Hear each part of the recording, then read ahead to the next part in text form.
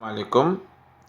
Dans l'exercice numéro 4, un exercice typique, Namoudhaji, la barre de section constante, de poids négligeable de longueur L égale 480 mm, هذه العارضة هذه اللي طولها 480 mm.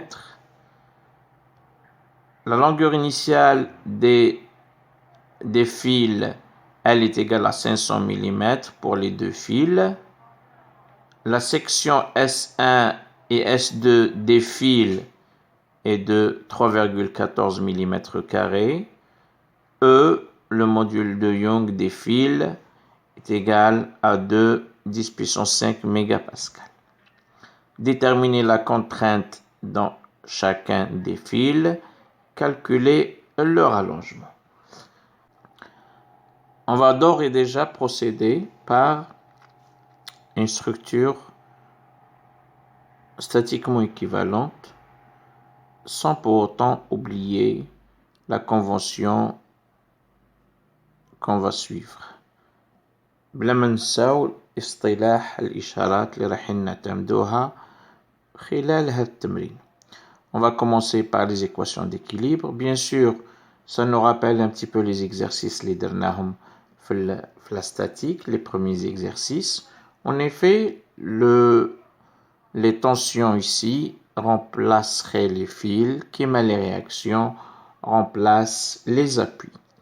Les équations d'équilibre statique de la barre, vous avez selon Y, T1, T2 moins P est égal à 0, l'équation numéro 1.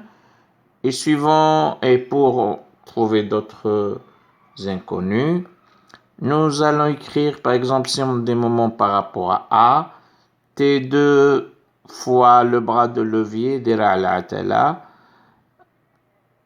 fois 180 plus 300, moins P fois 300, le moment de P est dans le sens contraire de la convention.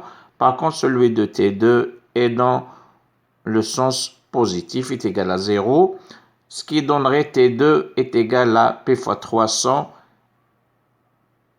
sur 480 et donnerait 25 kN.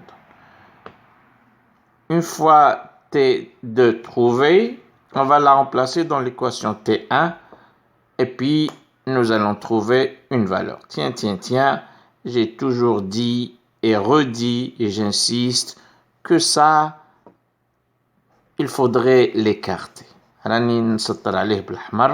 Parce qu'il suffit de T2, T1.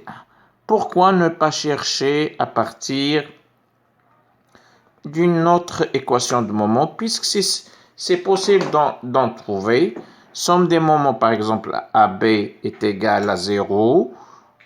Je réécris la même équation d'équilibre et puis je tombe sur T1 est égal à 15 newtons. Je laisserai l'équation 1 pour la vérification. Tiens, 0 est égal à 0, c'est bien vérifié. Qu'est-ce qu'on remarque? On remarque que T2 est égal à 25 kN, T1 est égal à 15 kN, donc c'est le fil 2 plutôt qui est le plus sollicité que le fil 1.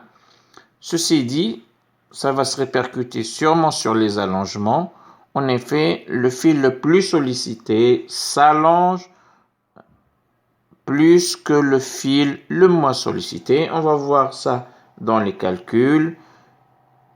Les allongements des fils 1 et 2, puisque l'allongement est proportionnel à T1 et à T2, nous allons trouver delta L1 qui est égal à 11,94, directement la loi de Hooke. Et puis pour delta L2, 19,90, elle est plus grande et proportionnelle aux tensions des fils, puisque les autres paramètres, à savoir les longueurs, les sections et le module de Young, sont constants.